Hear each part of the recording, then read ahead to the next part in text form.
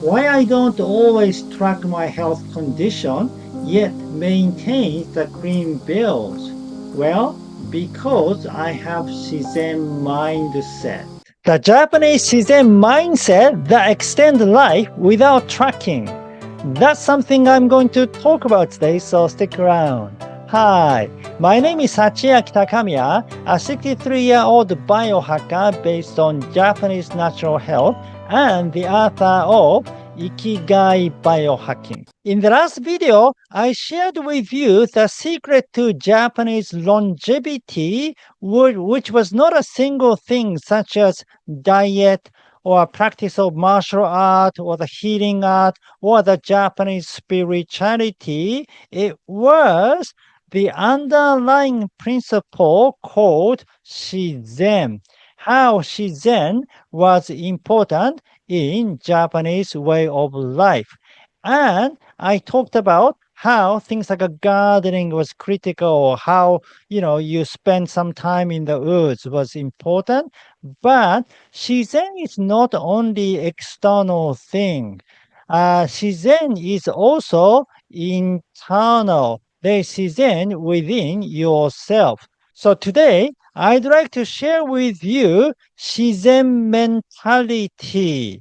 When I say mentality, I'm not only talking about your mind and your thinking, but your feeling as well, since the gut and brain are connected. So, the Shizen way of thinking and the Shizen way of feeling. So first, I'll share with you feelings versus data-centric approach and the art of non-purpose, the art of not chasing goals, the art of non-judgment and surrender, why Shizen mindset makes you live longer, and finally, how to practice Shizen mindset. So please watch the video until the end. For those of you who just discovered this video today, this is the Ikigai diet channel, which is about how to increase health span for people over 50 or 60. I am the author of 4 books. I usually cover things like diet, exercise, mindset, and anything else that is related to increasing health span. So if you're over 50 or 60 and interested in health span extension, please subscribe to this channel. Thank you. In the last video, I talked about hara hachibunme, which means stop eating when you are 80% full, but it also means don't eat when you're not hungry.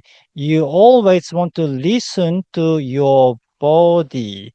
However, some of you may be thinking you cannot always trust your body because feelings are subjective, therefore, they are not always accurate. That can be true.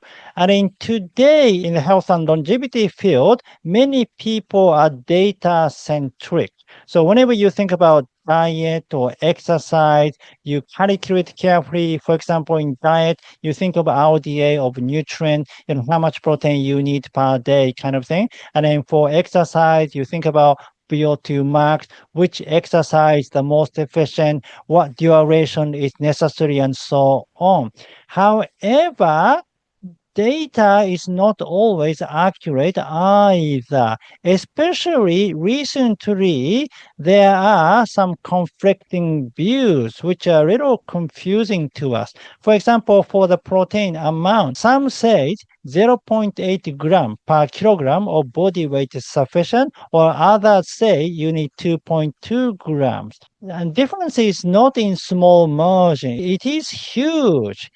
And taking one advice means detrimental from the other side's point of view. So it is very confusing. Also, there are conflicts of interest recently, and not all scientists are biased, but we don't really know who to trust these days. Therefore, in this case, we are better off listening to our bodies, even though it is not always accurate, because your body doesn't lie to you.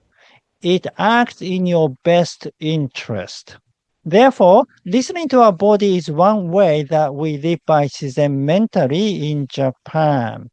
And another thing is not setting goals or fixated on chasing after goals. So I talked about Shizen in the last video. Shizen means natural farming, and this was developed by Yoshikazu Kawaguchi. And this method is you don't use pesticides or fertilizers, you don't even till the land. This is a natural method. You let nature take care of everything, and you don't intervene the natural process so much. So, Yoshikazu Kawaguchi often talks about mumokuteki, which means not having a purpose. So, mumokteki, non-purpose, refers to living life guided by the power of nature without human purpose or intention within the philosophy of natural farming. This means not attempting to control nature with artificial human objectives, but rather living in accordance with the laws of the natural world. In the context of a finite human life, living with non purpose does not mean living passively without goals or aims. Instead, it means living as an integral part of nature. So you can have a purpose or you can set the goal, but within the natural rhythm. So you don't act against the natural flow. You go with the nature as much as possible and limit your control. You let nature take care of the process as much as possible. And that applies to health and longevity too. You don't control so much. You let nature take care of it. So, I talked about mind and feeling. So, we have a Shizen in our head, but we have a Shizen in our gut too. So, both are important. In fact, those two need to be connected. You need to have a strong gut brain connection so that you can be in the flow state. If you have this connection, you are in the flow state and things go smoothly. But quite often, if you're too much thinking, which is often the case in the modern biohacking world, people are too analytical, people are too up in the head, and then that destroys this connection. And the connection is also between inner Shizen and outer Shizen. Those two are connected. And that is called Shindo Fuji in Japan, whose literal means is body and soil are one. Therefore, you want to eat local vegetable because they are grown with the help of local soil microbiome, and they are more suitable to your gut microbiome. So by eating local vegetable, you are letting those two communicate with one another. And therefore, in Ikigai biohacking, we promote planetary biohacking, which means bioharmonizing Mother Earth. Because planet is part of Shizen. We have an inner Shizen in our gut and outer Shizen, which is a sort of local environment. But further outside, much bigger scale, we have the planetary Shizen. And those are all important. Therefore, in Ikigai biohacking, we encourage you to be organic and local consumers to promote local, organic, small scale polyculture farming. But you can set goals too. All I'm saying is not to be attached to achieving goals. Go with the flow. Now, increasing health span is one of your goals, but this is not your purpose. Your purpose is achieving your soul mission. Increasing health span is the mean to achieve your purpose. So your body is more like a car. which needs a regular maintenance. But the car is not the main character. The main character is the driver, which is you. And in this case, it is your soul. But in order for the driver to move to the next location, you need the car to be in good state. Therefore, you need regular maintenance. And to achieve your soul mission, you need to be integrated. Your body, mind, and spirit all need to be integrated. And therefore, every experience is valuable because one of the purpose of living is to experience, to learn from your experience, to grow your soul, to grow spiritually. And every experience is important, including failure, even sickness. There's nothing wrong to be sick. There's nothing wrong to age.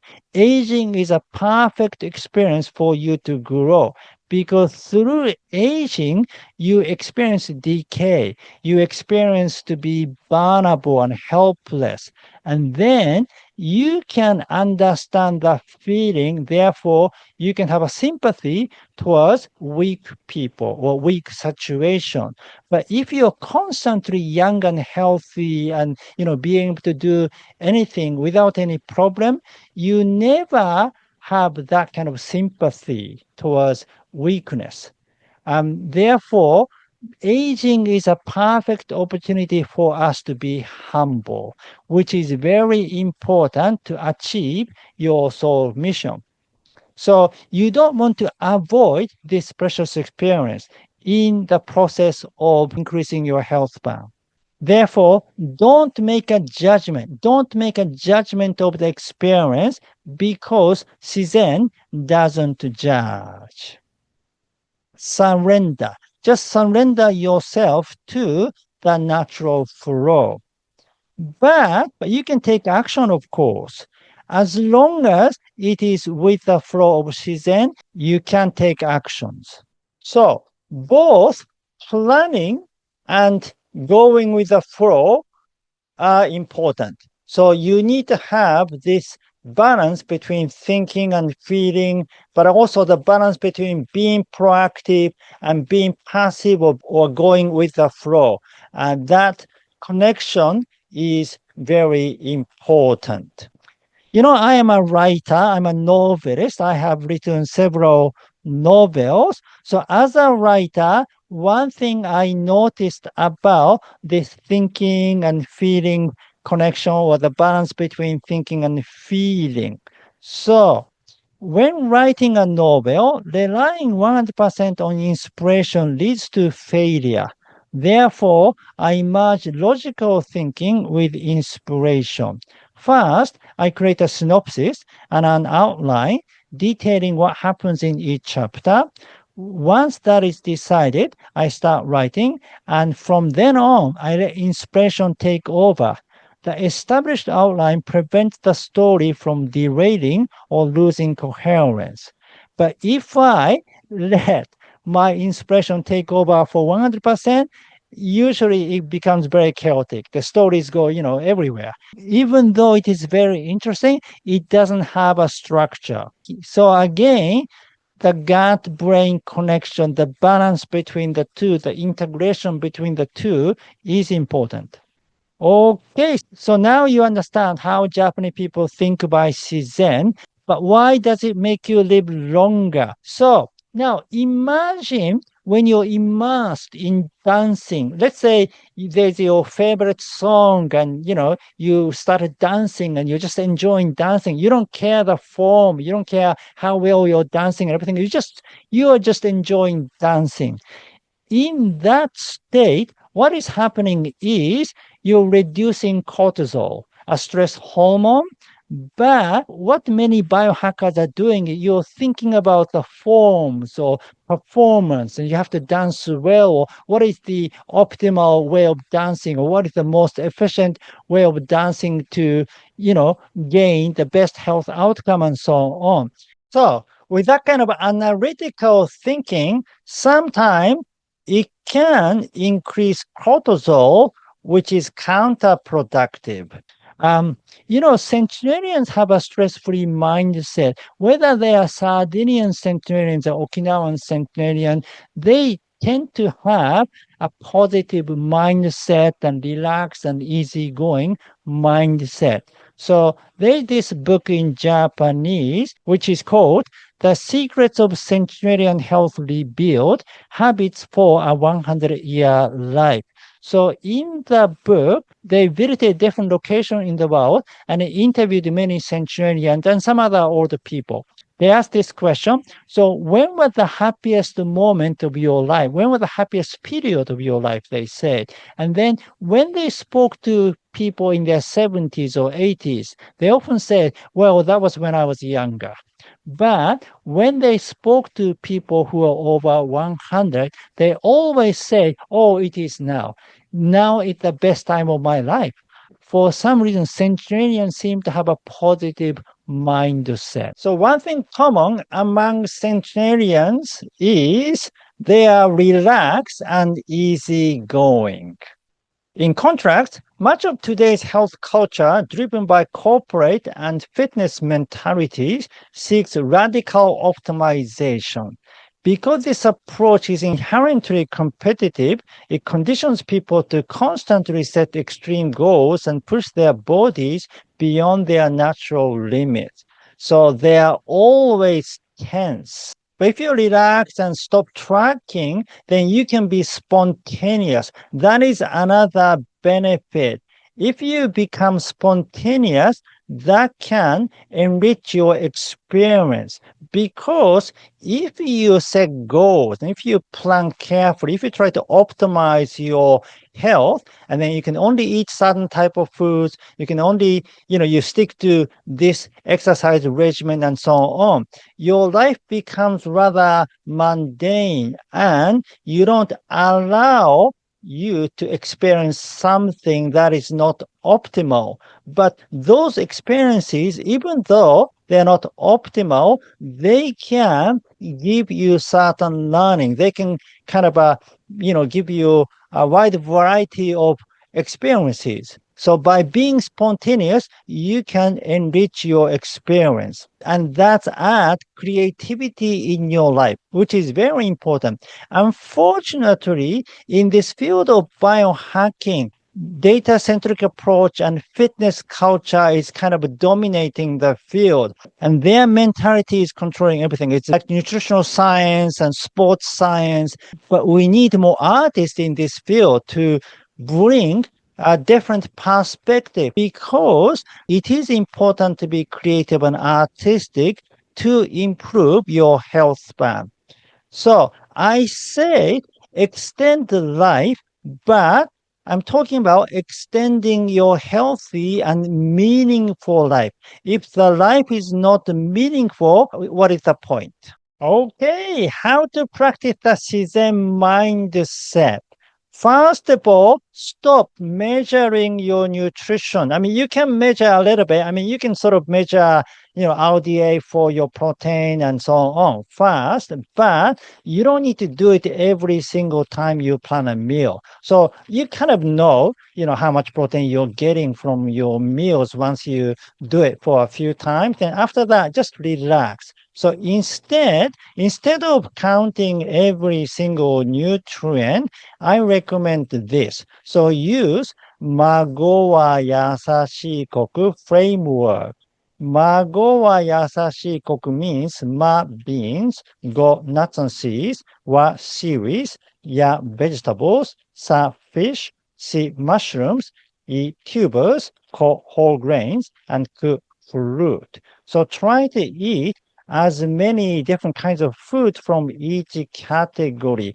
Diversity is the key. So try to eat several different kinds of beans, not only one kind of beans, and several different kinds of nuts and seeds and so on. If you practice Magoa Yasashi Koku, you'll be covering sufficient nutrients, diverse nutrients that you need. It is so much easier than calculating every single nutrient in food. And then when you want to track your exercises, you can use one of those, but just use it once or twice. The first time, you measure from the second time or the third time onward, you don't need it anymore. You kind of roughly know what that is. So when you practice something like IWT, interval walking training, you need to measure minutes because you do a slow walking for 3 minutes and brisk walking for 3 minutes. So instead of using a timer, I usually like a slow walk to the next cornfield and then switch to brisk walking and so on. If you live in an urban area, you can use utility poles or traffic light as your landmark to check. And for your heart rate zones, you don't need to measure it accurately. You can use a talk test. If you can have a conversation easily, you are in zone one. And if you can have a conversation with difficulty, you are in zone two. And again, you don't need to measure it accurately because, centenarians don't know their heart rate zones when they walk or when they work in their garden. And practice hara hachibume, not about eating. This means stop when you are 80% optimal. Now, optimization is one of the problems in biohacking, I find. There is a concept called taru o shiru in Japanese, which means be satisfied with your lot. Because quite often seeking 100% optimal approach comes from your ego of wanting to be better or wanting to be the best.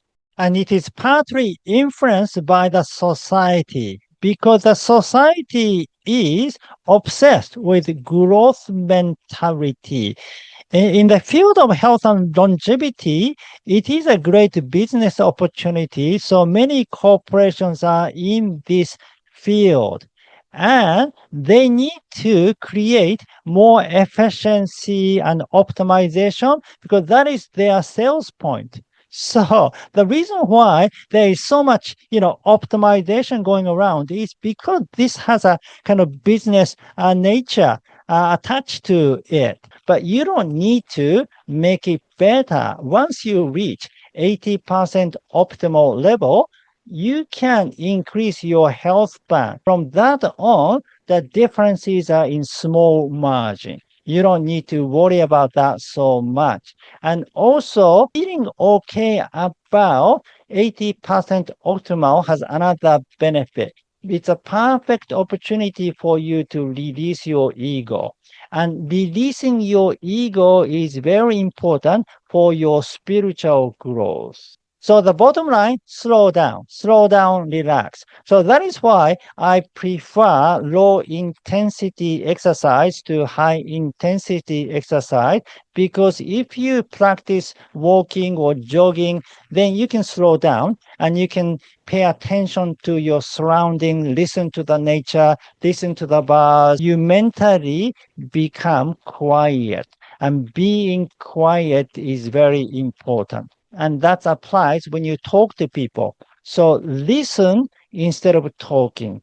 In the West, people like to talk, people like to express and, express your opinions and so on. But instead, just shut up and listen. Listen to other people that condition you to slow down and become quiet. Now, having said that, balance is always important. So as I said about my novel writing, that I usually write an outline first so that I still have a structure, even though I do include a lot of spontaneity in my writing. The same thing is true in the pursuit of health regimen. It is good to develop a framework first. Otherwise, you don't know if you're reaching 80% optimal. Because quite often, if you let your spontaneity to take charge, you may be meeting just 50% optimal. And that is not what I'm suggesting. I think you want to reach about 80% level so that you can make sure to increase your health span. And to do that, I recommend that you read my book, Live Wiser, Not Smarter, because it covers all information you need to determine what type of exercise you need, what kind of dietary practice you need, what kind of fasting you need, and everything. So read the book first. Okay, so summary. First, listen to your body, and then fortify your gut-brain connection. Connect inner Shizen and outer Shizen. Differentiate your purpose and goals. Value every experience and don't judge. Don't track everything. Stop when you're 80% optimal. Slow down and develop a framework first. And for details of Shizen mindset, please read Ikigai biohacking. Okay, that's it for today. Thank you for watching. Again, my name is Hachiaki Takamiya, the author of Live Wiser, Not Smarter, and Ikigai biohacking. If you like this video, please give me your thumb up and subscribe to my channel. And please leave your comment. So what Shizen mindset would you like to practice, or are you already practicing? Please write your situation in the comment below. Now I talked about Hara Hachibume, stop when you are 80% optimal. If you want to know more detail, I made another video for it.